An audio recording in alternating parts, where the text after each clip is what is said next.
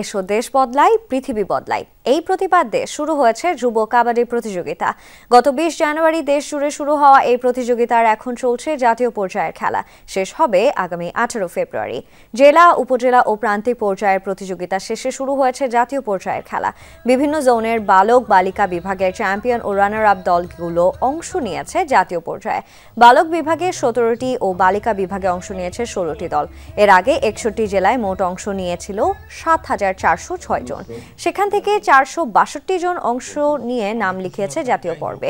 4টি গ্রুপে ভাগ করা হয়েছে। উভয় বিভাগের দলগুলোকে 18 ফেব্রুয়ারি টুর্নামেন্টের সেমিফাইনাল ও ফাইনালের মাধ্যমে পর্দায় নামবে এই যুব কাবাডি প্রতিযোগিতার। সারা বাংলাদেশে 7,000 ছেলে মেয়েদেরকে এঙ্গেজ করতে পেরেছি, এটা অনেক বড় ব্যাপার। এবং ওখান থেকে কিন্তু আপনার এখন আগামীর ভবিষ্যৎ, এই ছেলেরাই হচ্ছে নেক্সট পাইপলাইন, জাতীয় দলের প্লেয়ার। আশা করছি যেই জায়গা থেকে আমরা মেডেল হারিয়েছি ওই মেডেলটা উদ্ধার করা আমাদের প্রথম কাজ এবং করতে পারবো ইনশাল্লাহ।